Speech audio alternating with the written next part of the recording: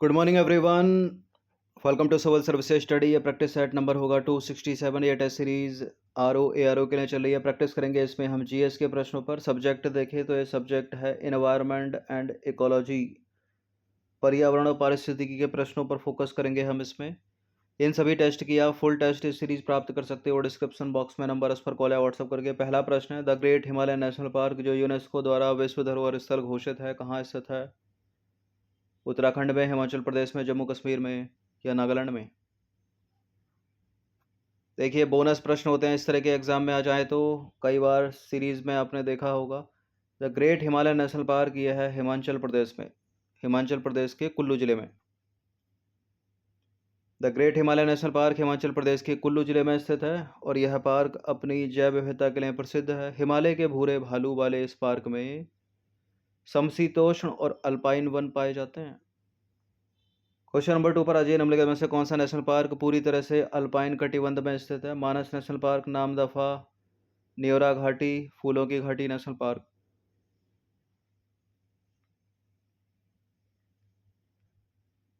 Alpine कटिबंध देखिए, मानस तो असम में है, नामदफा अरुणाचल में, न्योरा घाटी पश्चिम बंगाल में।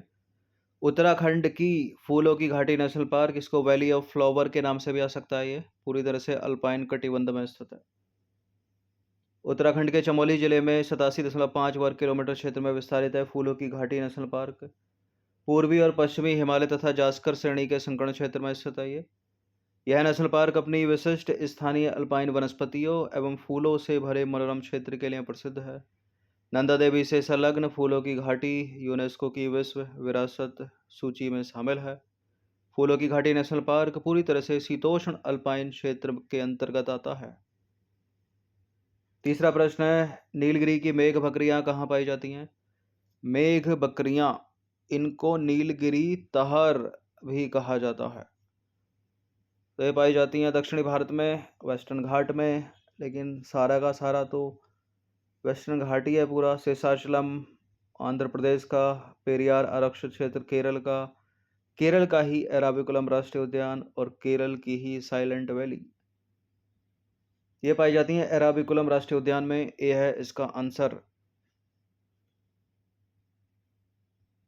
नीलगिरी की मेघ बकरियां एराविकुलम राष्ट्रीय उद्यान में पाई जाती हैं। यह दुर्लभ पर्वतीय बकरियां हैं जिन्हें नीलगिरी तहार भी कहा जाता है।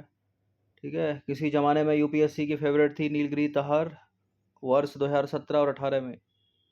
देखिए, भारत के केरल राज्य के इडुक्की जिले में पश्चिमी घाट में स्थित यह राष्ट्रीय उद्यान है जिसका क्षेत्रफल 97 वर्ग किलोमीटर है।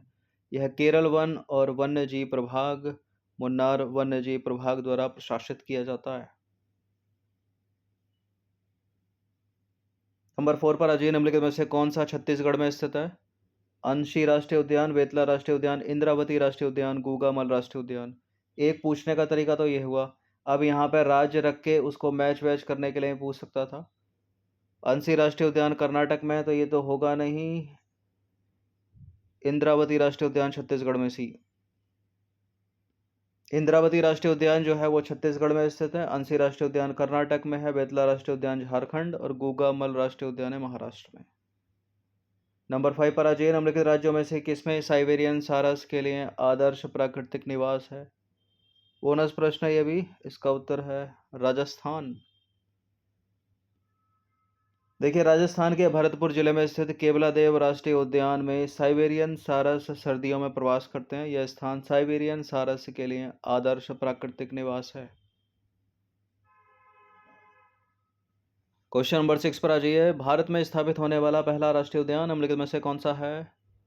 नामदफा अरुणाचल प्रदेश का, कार्बेट राष्ट्रीय उद्यान उत्तराखंड, दुधवा राष्ट्रीय उद्यान उत्तर प्रदेश, गुइंडी राष्ट्रीय उद्यान। सभी को पता होगा इसका आंसर। यह है कार्बेट राष्ट्रीय उद्यान। हैली के नाम से स्थापित किया गया था देश की आज़ादी से भी पहले, वर्ष 1936 में। तो भारत में स्थापित होने वाला सबसे पहला राष्ट्रीय उद्यान है जिम कॉर्बेट नेशनल पार्क। इसकी स्थापना 1936 में हुई थी।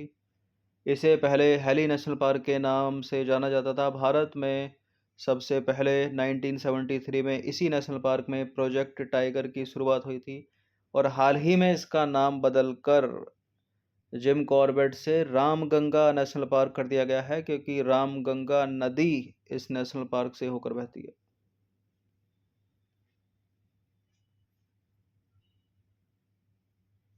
क्वेश्चन नंबर 7 पर आ जाइए। भारतीय अनूप मृग यानी बारहसिंगा की वह प्रजाति जो पक्की भूमि पर फलती फूलती है और केवल घास बख्शी है, उसके संरक्षण के लिए निम्नलिखित में से कौन सा संरक्षित क्षेत्र प्रसिद्ध है? इनमें से कान्हा राष्ट्रीय उद्यान, मानस राष्ट्रीय उद्यान, मधुमलई वन्यजीव अभ्यारण्य या ताल छप्पर वन्यजीव अभ्यारण्य। असम का मानस या मध्य प्रदेश का कान्हा?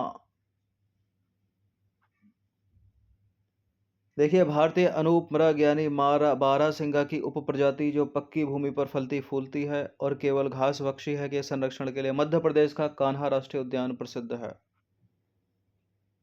क्वेश्चन नंबर 8 पर आ जाइए। जंगली गधों का अभ्यारण्य निम्नलिखित में से कहाँ स्थित है? यह है गुजरात में। जंगली गधों का अभ्यारण्य गुजरात राज्य के कच्छ के रण में स्थित है। 4,954 वर्ग किलोमीटर में फैले इस अभ्यारण्य की स्थापना कब हुई थी? 1973 में। यह वही सन है जब उत्तराखंड के जिम कॉर्बेट नेशनल पार्क में प्रोजेक्ट टाइगर शुरू हुआ था। पश्चिमी घाट को और किस नाम से जाना जाता है? अरावली, गढ़मुक्तेश्वर, सह्याद्री, पंचमढ़ी। वेस्टर्न घाट को जाना जाता है सह्याद्री के नाम से। सी है इसका आंसर। और पश्चिमी घाट किन किन राज्यों में फैला है, वो इंपॉर्टेंट प्रश्न है। गुजरात से काउंट कर लीजिए तमिलनाडु तक। भारत के पश्चिमी तट पर स्थित पर्वत श्रृंखला को पश्चिमी घाट या सह्याद्री कहते हैं। दक्कनी पठार के पश्चिमी किनारे के साथ साथ यह पर्वतीय श्रृंखला उत्तर से दक्षिण की ओर 1600 किलोमीटर लंबी है और विश्व में जैविक विविधता के लिए यह बहुत महत्वपूर्ण है और इस दृष्टि से विश्व में इसका 8वां स्थान है बायोडायवर्सिटी के मामले में। यह गुजरात और महाराष्ट्र की सीमा से शुरू होती है, गोवा, कर्नाटक, तमिलनाडु, केरल से होते हुए कन्याकुमारी तक जाती है। देखिए, वर्ष 2012 में यूनेस्को ने पश्चिमी घाट के 39 स्थानों को विश्व धरोहर स्थल घोषित किया था। क्वेश्चन नंबर 10 पर आ जाइए। राष्ट्रीय चंबल अभ्यारण्य निम्नलिखित में से किस राज्य का हिस्सा नहीं है? राजस्थान का, मध्य प्रदेश का, हरियाणा, उत्तर प्रदेश। राजस्थान है, मध्य प्रदेश है, उत्तर प्रदेश है। उत्तर प्रदेश, मध्य प्रदेश और राजस्थान के त्रि जंक्शन पर है ये। हरियाणा इसमें शामिल नहीं है। इसके अलावा कुछ भी आ सकता है। छत्तीसगढ़ इसमें शामिल नहीं है, झारखंड इसमें शामिल नहीं है। देखिए, राष्ट्रीय चंबल अभ्यारण्य, जिसे राष्ट्रीय चंबल घड़ियाल वन्यजीव अभ्यारण्य भी कहा जाता है, गंभीर रूप से लुप्तप्राय घड़ियाल, लाल मुकुट वाले कछुओं और लुप्तप्राय गंगा नदी डॉल्फिन के लिए उत्तरी भारत में 5,400 वर्ग किलोमीटर में विस्तृत संरक्षित क्षेत्र है। यह अभ्यारण्य राजस्थान, मध्य प्रदेश और उत्तर प्रदेश के त्रिबिंदु के पास चंबल नदी पर स्थित है, चंबल रिवर। 11वां प्रश्न है, भारत का पहला तितली उद्यान कहाँ पर स्थित है? बनेरघट्टा जैविक उद्यान बेंगलुरु में, राष्ट्रीय पशु उद्यान कोलकाता, काजीरंगा राष्ट्रीय उद्यान उनमें से कोई नहीं। भारत का पहला तितली उद्यान यह है बनेरघट्टा जैविक उद्यान, कर्नाटक के बेंगलुरु में। ए है इसका आंसर। भारत का प्रथम तितली उद्यान है बनेरघट्टा जैविक उद्यान, जो बेंगलुरु में स्थित है, कर्नाटक में। 12वां प्रश्न है, बाघों का प्रमुख रिजर्व सरिस्का किस राज्य में स्थित है? था तो ऊपर अभी राजस्थान में। सरिस्का टाइगर रिजर्व भी है, राजस्थान के अलवर जिले में स्थित है और इसे वर्ष 1955 में वन्य जीव अभ्यारण्य जबकि 1978 में टाइगर रिजर्व घोषित किया गया। नंबर 13 पर आ जाइए। निम्नलिखित नेशनल पार्कों में से किस एक की जलवायु उष्णकटिबंध से उपोष्ण शीतोष्ण आर्कटिक तक परिवर्तित होती है? इस प्रश्न को कई बार कराया टेस्ट सीरीज में। कौन सा हो सकता है? असम का काजीरंगा आर्कटिक तक तो परिवर्तित नहीं होगी। आर्कटिक का मतलब बर्फ भी पड़नी चाहिए सर्दियों में। नंदा देवी उत्तराखंड ये हो सकता है, लेकिन क्या ये उष्ण कटिबंध हो सकता है? यहाँ पर सारी चीज़ें देखनी है। उष्ण भी होना चाहिए, उपोष्ण भी होना चाहिए, शीतोष्ण भी और आर्कटिक भी। और ये चीज़ मिलेगी अरुणाचल प्रदेश के नामदफा में। ठीक है, डी है इसका आंसर। नेवरा वैली पश्चिम बंगाल का है, तो आर्कटिक तक तो जाएगी नहीं इसमें। अरुणाचल प्रदेश के नामदफा में आर्कटिक भी है, शीतोष्ण भी है, उपोष्ण भी है और उष्ण भी है। देखिए, अरुणाचल प्रदेश में स्थित है नामदफा। नामदफा एक नेशनल पार्क या टाइगर रिजर्व है। इसकी जलवायु उष्ण कटिबंध से उपोष्ण कटिबंध, शीतोष्ण कटिबंध और आर्कटिक तक परिवर्तित होती है। ठीक है, क्योंकि चीन से सटा हुआ है, ऊपर तिब्बत से। बाकी कांजीरंगा नेशनल पार्क सिक्किम में है। सॉरी, कांजीरंगा था, ऊपर कंचनजंगा था। सॉरी, कंचनजंगा था। कंचनजंगा सिक्किम में। तो सिक्किम में उष्ण कटिबंध तो होगा नहीं, इसलिए पहला एलिमिनेट हो जाएगा। नंदा देवी में भी उष्ण कटिबंध नहीं होगा, दूसरा एलिमिनेट हो जाएगा। नेवरा वैली में आर्कटिक नहीं होगा, तो तीसरा एलिमिनेट हो जाएगा। नाम दफा ही है जिसमें उष्ण कटिबंध भी, उपोष्ण भी, शीतोष्ण भी और आर्कटिक भी। कंचनजंगा सिक्किम में हो गया। नंदा देवी नेशनल पार्क उत्तराखंड में हो गया, चमोली में। और नेवरा वैली हो गया पश्चिम बंगाल में। नंबर 14 पर आ जाइए। कार्बेट राष्ट्रीय उद्यान अपना जल प्राप्त करता है किस नदी से? अलकनंदा नदी से, रामगंगा नदी से, भागीरथी नदी से या काली नदी से? कौन सी नदी बह रही है? ये है रामगंगा, और इसी के नाम पर इसका नाम परिवर्तित किया गया, रामगंगा नेशनल पार्क कर दिया गया है। लेकिन अभी तो कई सालों तक जिम कॉर्बेट के नाम से जाना जाएगा ये। देखिए, कार्बेट राष्ट्रीय उद्यान अपना जल रामगंगा नदी से प्राप्त करता है। उत्तराखंड हिमालय की तलहटी में स्थित कॉर्बेट नेशनल पार्क दुनिया के चर्चित राष्ट्रीय उद्यानों में से एक है। नेचर ने यहाँ जमकर अपना वैभव बिखेरा है। भारत में स्थापित होने वाला यह सबसे पहला राष्ट्रीय उद्यान है। इसकी स्थापना हुई थी 1936 में। जब हुई थी तो इसका नाम हैली नेशनल पार्क था, बाद में जिम कॉर्बेट कर दिया गया और अभी हाल ही में रामगंगा कर दिया गया। इसे पहले हैली नेशनल पार्क के नाम से जाना जाता था। भारत में सबसे पहले 1973 में इस नेशनल पार्क में प्रोजेक्ट टाइगर की शुरुआत हुई थी। नंबर 15 पर आ जाइए। पारिस्थितिक दृष्टिकोण से पूर्वी घाटों और पश्चिमी घाटों के बीच एक अच्छा संपर्क होने के रूप में निम्नलिखित में से किसका महत्व अधिक है? शेषाचलम बायोस्फीयर रिजर्व का, नागरहोल राष्ट्रीय उद्यान का, नल्ला वन क्षेत्र का या सत्यमंगलम बाघ आरक्षित क्षेत्र का? शेषाचलम आंध्र प्रदेश में, नागरहोल कर्नाटक, सत्यमंगलम बाघ आरक्षित क्षेत्र, ए है इसका आंसर। देखिए, सत्यमंगलम बाघ आरक्षित क्षेत्र पूर्वी घाटों और पश्चिमी घाटों के मिलन स्थल पर स्थित है। बाघों के अलावा इस टाइगर रिजर्व में हाथी, लगड़बग्गा, तेंदुआ इत्यादि भी पाए जाते हैं। यह तमिलनाडु का सबसे बड़ा वन्यजीव अभ्यारण्य है। इसके अलावा जो दूसरे विकल्प थे प्रश्न में, जैसे कि नल्ला वन क्षेत्र आंध्र प्रदेश में है, शेषाचलम वन्यजीव अभ्यारण्य भी आंध्र प्रदेश में, यह आंध्र प्रदेश का पहला जीव मंडल आरक्षित क्षेत्र है, और नागरहोल राष्ट्रीय उद्यान कर्नाटक में। बखीरा पक्षी विहार निम्नलिखित में से कहाँ स्थित है? बखीरा पक्षी विहार कहाँ पर स्थित है? यह है उत्तर प्रदेश के संत कबीर नगर में भी है इसका आंसर। तो बखीरा पक्षी विहार उत्तर प्रदेश के संत कबीर नगर जिले में। और सुरहाताल पक्षी विहार ये बलिया में है, यूपी के। समरसपुर पक्षी विहार रायबरेली में। और पार्वती अरंगा पक्षी विहार है गोंडा में, गोंडा के जयप्रकाश नगर में। क्वेश्चन नंबर 17 पर आ जाइए। उत्तर प्रदेश में सबसे पहले किस पक्षी विहार की स्थापना की गई थी? नवाबगंज पक्षी विहार, सांडी पक्षी विहार, समान पक्षी विहार, सुर सरोवर पक्षी विहार। कहीं समान, कहीं समन, कुछ भी लिख, दोनों में से कुछ भी लिखा रहता है। यहाँ उत्तर नवाबगंज पक्षी विहार है, बी। देखिए, उत्तर प्रदेश में सबसे पहला पक्षी विहार है नवाबगंज पक्षी विहार। यह है उत्तर प्रदेश के उन्नाव जिले में। इसकी स्थापना हुई थी 1984 में। क्वेश्चन नंबर 18 है। उत्तर प्रदेश के किस जिले में यूरेनियम पाया जाता है? बहुत बार प्रश्न ये पूछा गया, पीसीएस में भी पूछा गया है, आरओ में भी पूछा गया, यूपी के दूसरे एग्जाम में भी पूछा गया है। इसका उत्तर है ललितपुर जिले में। उत्तर प्रदेश के ललितपुर जिले में यूरेनियम के सीमित भंडार पाए जाते हैं। क्वेश्चन नंबर 19 पर आ जाइए। ऐतिहासिक स्थल अतरंजी खेड़ा निम्नलिखित में से, ऐतिहासिक स्थल अतरंजी खेड़ा के संदर्भ में निम्नलिखित कथनों पर विचार कीजिए। के संदर्भ में यहाँ छूट गया है।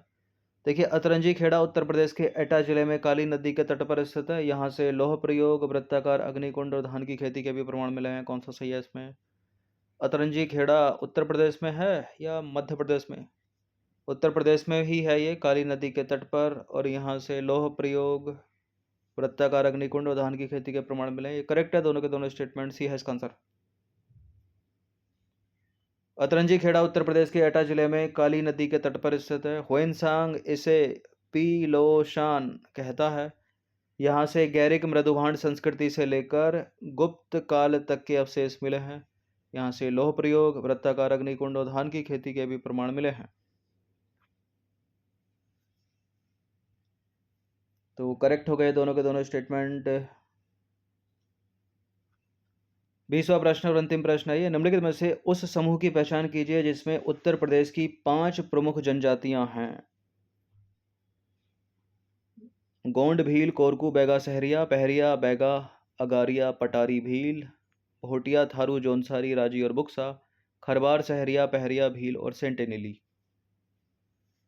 देखिए, कभी कभार प्रश्न का उत्तर विकल्प की मांग के अनुसार दिया जाता है, ठीक है। अब यहाँ देखिए, जो सेंटेनेली है वो अंडमान निकोबार की जनजाति है, तो इससे डी एलिमिनेट कर दीजिए। जो भील है वो मध्य प्रदेश का सबसे बड़ा जनजाति समूह है, तो जहाँ जहाँ भील है उसको हटा दो, ठीक है, वो मध्य प्रदेश की जनजातियाँ हैं। पहले में तो मध्य प्रदेश की जनजातियाँ हैं सारी, गोंड, भील, कोरकू, बैगा और सहरिया। कुछ जनजातियां हैं जो एक से अधिक राज्यों में निवास करती है, जैसे सहरिया उत्तर प्रदेश में भी है, मध्य प्रदेश में भी है। पहरिया जनजाति, बैगा जनजाति, अगारिया जनजाति, पटारी जनजाति, ये उत्तर प्रदेश की जनजातियां हैं चारों की चारों। लेकिन भील मध्य प्रदेश की है, तो बी एलिमिनेट हो जाएगा। अब बचा सी, भोटिया, थारू, जौनसारी, राजी और बुक्सा, तो सी है इसका आंसर, ठीक है। राष्ट्रपति के शासन संविधान शासन आदेश से 1967 में ये भोटिया, थारू, जौनसारी, राजी और बुक्सा को उत्तर प्रदेश की महत्वपूर्ण जनजाति घोषित किया गया था उस समय। लेकिन फिर उत्तरांचल अलग हो गया उत्तर प्रदेश से सन 2000 में। फिर उत्तरांचल से उत्तराखंड हो गया 2007 में। तो अब ये जनजातियां जो हैं वो उत्तराखंड की हैं, मेनली भोटिया, जौनसारी, लेकिन ये उत्तर प्रदेश में भी पाई जाती हैं, तो सी है इसका आंसर। देखिए, उत्तर प्रदेश की 5 प्रमुख जनजातियां थारू, भोटिया, गोंड, जौनसारी, राजी और बुक्सा हैं। पृष्ठभूमि अगर देखें तो उत्तर प्रदेश में राष्ट्रपति के संविधान आदेश यानी अनुसूचित जनजातियां 1967 के अनुसार 5 जनजातियां कौन सी, बुक्सा, जौनसारी, भोटिया, थारू और राजी को अनुसूचित जनजाति का दर्जा दिया गया था 1967 में, लेकिन बाद में उत्तराखंड बना, ठीक है। फिर ये जैसे कि जौनसारी, भोटिया, थारू उत्तराखंड की प्रमुख जनजातियां बन गई। एक गोंड को हटा दीजिए यहाँ से। थारू, भोटिया, जौनसारी, राजी और बुक्सा 5 हो तो गई। चलिए, तो 20 प्रश्न थे ये, इनकी प्रैक्टिस कर लीजिएगा आप। धन्यवाद। और इन सभी टेस्ट की या फुल टेस्ट पीडीएफ सीरीज प्राप्त कर सकते हैं, डिस्क्रिप्शन बॉक्स में नंबर है, उस पर कॉल या व्हाट्सअप करके